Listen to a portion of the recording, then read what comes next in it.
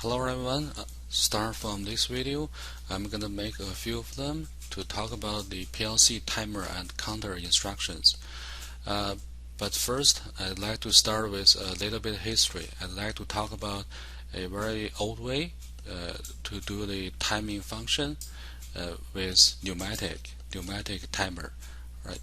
So this example is from the Festo didactic. That's a very good education series. Within it, we have an example. They call that vibrators for the pen buckets. So from the picture, you can see on there, we have a machine, right? So this machine will drive by a cylinder, right? There's a cylinder over here, right? So the bucket here is, like I said, right? The liquid pen colors has been poured together into a bucket. Then we need mix the colors by vibrating the pen to mix them together, right? So when the button being pressed, right? So over here that'll be the push button. So after you press the push button, the extended cylinder, so the cylinder start at the extend position, will retract completely, so go into the inside the machine, then start to do the back and forth movement at the rear stroke range. So that means that won't go outside the machine, that inside the machine, right? It will be do a back and forth. So the oscillating is limited to the retract end. So at the very back, it must be a position for the retract, and as well as the second roller level valve in the central position. So somewhere in the middle, maybe there's a central position on there, right? So the most important thing is here. So after a specific interval, so that means after a period of time, the oscillator is switched off. The cylinder extends completely and stop at the third position. That means the starting position. So we know there are three positions for the vibrator, and that will be the operation of the machine, right? So let's look at the diagram, right? So that's the cylinder, right? So because this video is for the mainly focus on the timers, right?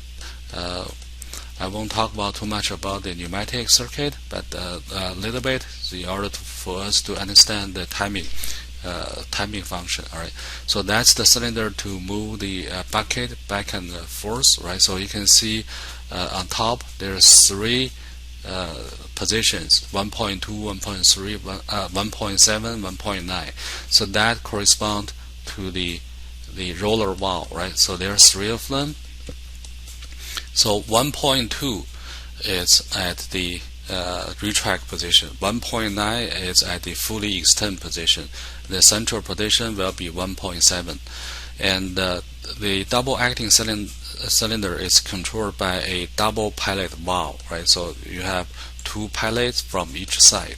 So whenever the cylinder go back to the 1.2, which is the retract position, so this pilot signal will go into the port number 14 and control that valve, right? So, and you can see at the current position, it's the pressure going to port 1, and over here is supplied by a pressure regulator, which you can adjust to make the vibration maybe stronger or softer. So that's the impact on that. So, but anyway, you can view that as a compressor air supply, right? So when the 14 is activated, so that means the cylinder will extend. And if you have 12 activated, so you can see the position on this control valve, that will, the compressed air will take this path in the middle, going to the port 2 and going to the cylinder. So that will make the cylinder retract, right? So basically, you can see on the control part, right? So it's just alternate between the signal 14 and 12, right? On the right hand side, on the 12, you can see that we have a valve called shuttle valve. So basically, that's a OR gate. So that means either 1.7 or 1.9 can start this signal on port 12, then move the cylinder retract. So that's why the cylinder start at the 1.9 fully extend position. Once the machine start, will retract to 1.2, then from 1.2 start to extend. That will not go to fully extend. That will stop at 1.7, because over here we have the OR relation, right? So if any one of them can make the cylinder retract. So that's why the movement will be just between the 1.2 to 1.7 back and forth, right? So that's gonna be a period of time, and after that, the last stroke will move the cylinder to fully extend. Alright, so that's the basic operation on top. Then here comes the timing part. How do we control for the period of time? So if you can see on 1.2, so we have the air supply to go into there, right? So same thing for the 1.7 and 1.9. So we need to supply the compressed air to go in here. So this is just represent 1.9 is being activated at the beginning of the machine operation, right? So all these four lines are connected together, right? So that means somehow we need to supply the compressed air into these two lines in order to make the machine not only start and keep working on period of time. All right. So if we trace this line on here, all right. So that right now is at the port 2 on this double pilot valve, right? So this port 2, the current position, the initial position is connected to the exhaust, and that number 3 on here. So that means there's no compressed air to go into this part, right? That's because the valve is start at left position on here. So the compressed air going in is being blocked by port 4. It just stop there. All right. So what the machine is waiting? It's waiting for this on port 12, and which controlled by a push button valve. So when the push button being pressed on here, so again, this push button is on the machine, right? So it's like starting push button. So when you press the button, the compressed air going into the port 1 and take this path, go out from port 2, and that will start a pilot control to push this double pilot valve to the right hand side position. So once we get on there, compressed air will take in the middle port on here, take this path, go out from port number 2. So now we have the compressed air going there. So the machine can start the back and forth movement, right? And in the same time, this line will have the supply air going to this device, which is what I'd like to talk about now. This is one device called the time delayed valve.